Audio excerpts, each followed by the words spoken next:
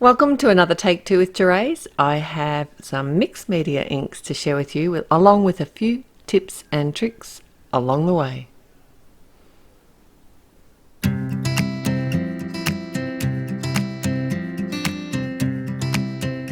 So today we're going to be making two cards using the new mixed media inks from Altenew.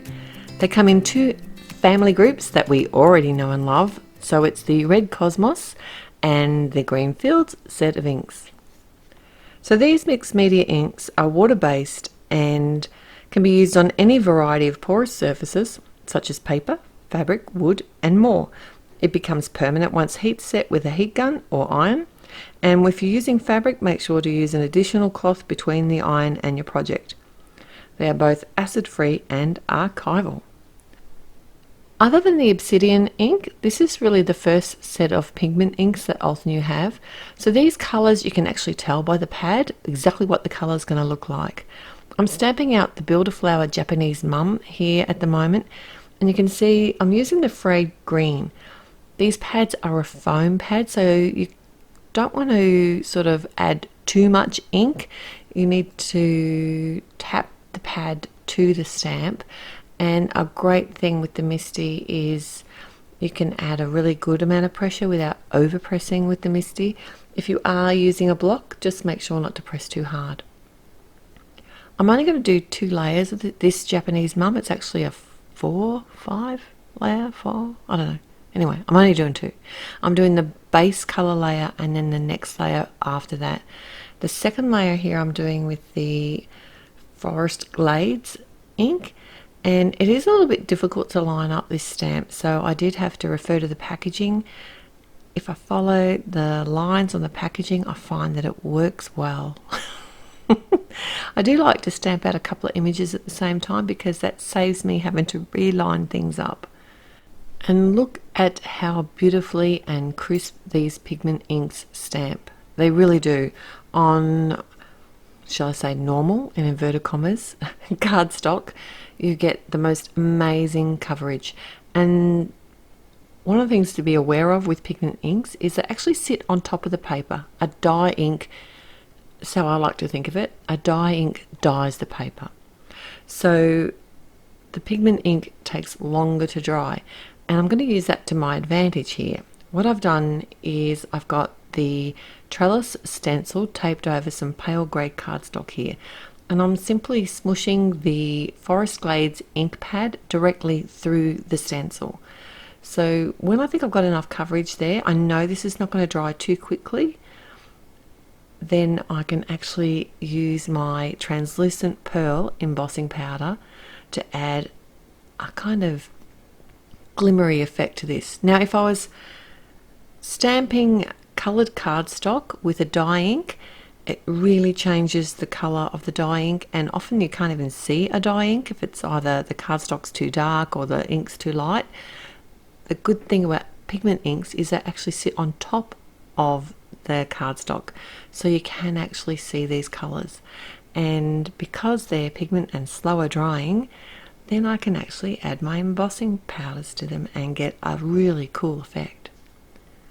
Alright, so I have this border frame, cel-shade frame, with the rounded rectangles cut out of it. This is something I'd already created for another project and forgot to put the acetate in because it was meant to be a shaker.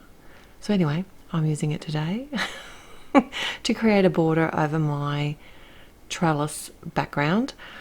I'm going to add both of my Japanese Mum flowers. I'm popping them up on the center here and adding a couple of leaves. Now these leaves are from the Hanging Garden dies, and they're actually the negative die cut space. So both my cards today have sort of a negative die cut feature, like the main images are actually in a negative die cut space. So as well as being a focus on mixed media ink, I also have that in common. I have the sentiment, which is from the Bold Sentiments die, and oh no, it's the Bold Greetings die set, and I'm just popping that up in the bottom of the card.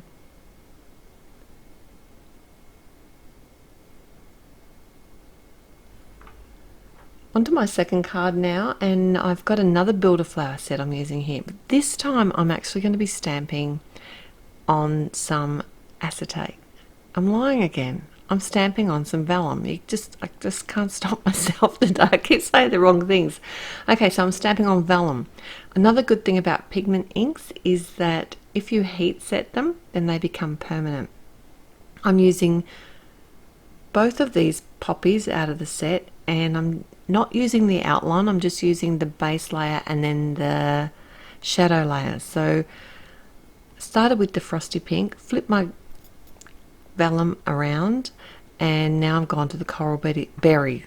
This coral berry is such a beautiful colour,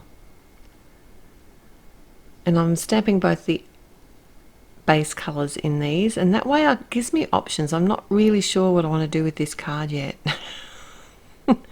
And so I thought if I'm making 2 flowers, I might as well make 4 flowers. So after I've done the first base layer, then I can simply just line up the shadow layer of my stamps. I know this isn't quite dry because I haven't heat set it, so I am using my lighter one here because you're really not going to notice that too much.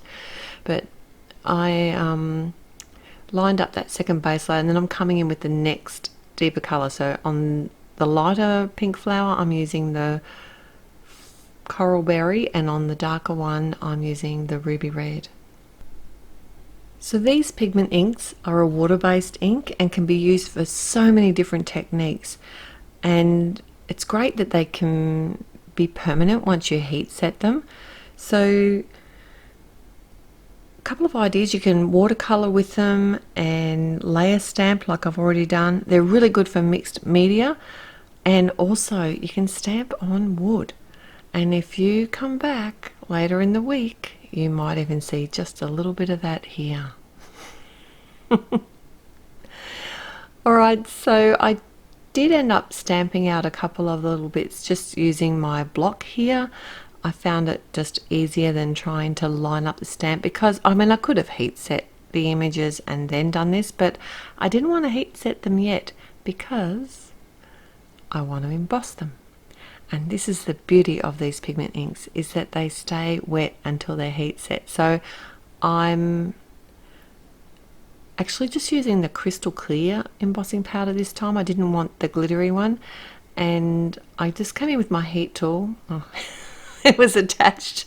It had picked up one of my creative corners there. So with the heat tool, you don't want to get your heat tool too hot. So if you have a dual setting like I did do mine on the low setting, and it just took me a little bit longer. If you only have one heat setting on your heat tool, then don't point the heat gun at the image in one spot for too long. Move it round, and you can always come back once it's heated up and melted the embossing powder. But I just love the way that gives that little glossy effect. And of course this is a builder flower set, this poppy set, so it has the coordinating dies.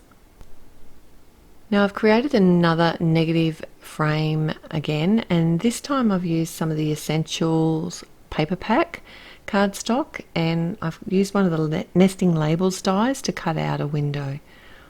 I'm adding a sentiment. This is from the Painter Flower Anemone set, and I'm stamping that with some obsidian ink. Now, to be honest, I'm not going to give up my obsidian ink for my sentiments. I love it. This pigment ink is awesome. And the jet black pigment ink, the mixed media ink, I could have used that. It would have worked perfectly. But I love my obsidian. I added some ink sprays with the jet black ink spray there, and I have done that on a piece of separate, like this is just some Nina 80-pound cardstock, because I know that that ink splatter shows through on the other side of my cardstock, and I don't want that to be on the inside of my card. I've added some fun foam and some score tape to pop up my frame, and then I can just pop my flowers, or one of my flowers in place, and line up the frame. I just thought it was easier to do it this way than to try and stamp on the front of the card and make sure it was going to be in the right space. This is kind of really cheats way of doing things, but I like that. And I can just add some glue tape and pop that up on the front of my side fold landscape card. I did use a couple of foam squares behind these flowers, and I actually added a couple of leaves. These are also from the Hanging Garden set, but this time I die cut them in some black, jet black cardstock. And then I did try the dotted tape behind the vellum flower, but you could really see the dots. If you've got some vellum adhesive, that would be awesome, but I'm sure I have some somewhere, I just don't know where it is. So I just used some score tape here to hold that in place, and that I know is going to hold it really well. And then I can just add some foam squares behind these flowers underneath a couple of layers where possible, so that they won't be seen.